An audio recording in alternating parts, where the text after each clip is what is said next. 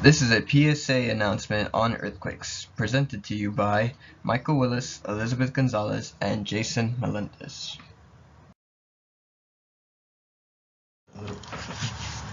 What are earthquakes? Earthquakes are vibrations triggered by sudden rock movements deep underground, which causes Earth's surface to shake. Major earthquakes can shatter whole cities, killing people and bringing buildings and bridges crashing down. What causes an earthquake?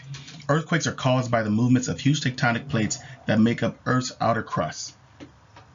Driven by currents in the semi-molten layer below the crust, the plates slowly drift over Earth's structure and collide, grind together, or pull apart.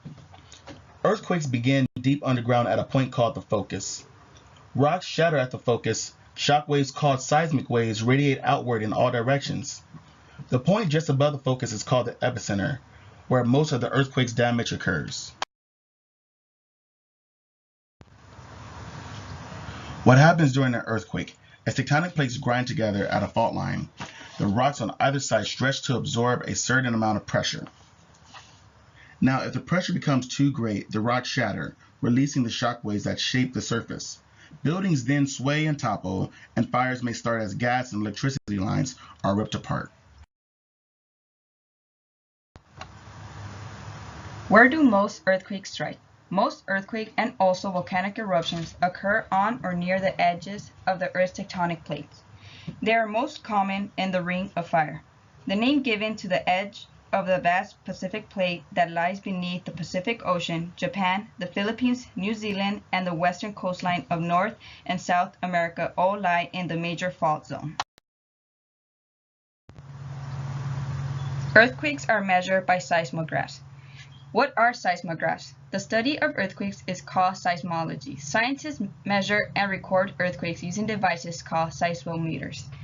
The size of an earthquake is measured according to its magnitude, the size of the shock waves, and the energy produced or its effects. Seismograph measures P waves and S waves.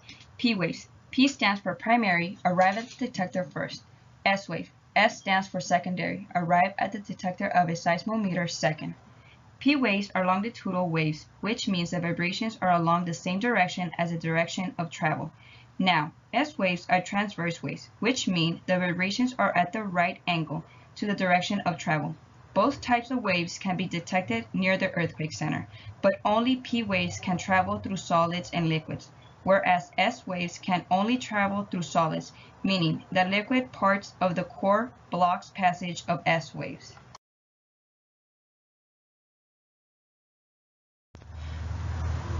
The Great Alaska Earthquake. It was the largest U.S. earthquake ever recorded and a turning point in earth science. On March 27, 1964, an earthquake with a magnitude of 9.2 occurred in the Prince William Sound region of Alaska. The rupture of this earthquake occurred 25 kilometers beneath the surface with its epicenter about 6 miles east of the mouth of College Fjord, 56 miles west of Valdez, and 75 miles east of Anchorage.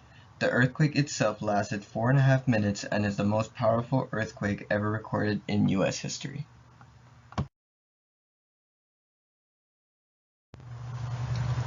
How to prepare for an earthquake. During an earthquake, remember to find cover and stay where you are until the shaking stops. Do not go outside under no circumstances. Once the shaking has stopped, make sure to exit to safety, use cell phone to call for help, have extra resources, water, food, etc., and be prepared to drop, cover, and roll in case of aftershocks. For more information, please visit earthquakecountry.org or the American Red Cross.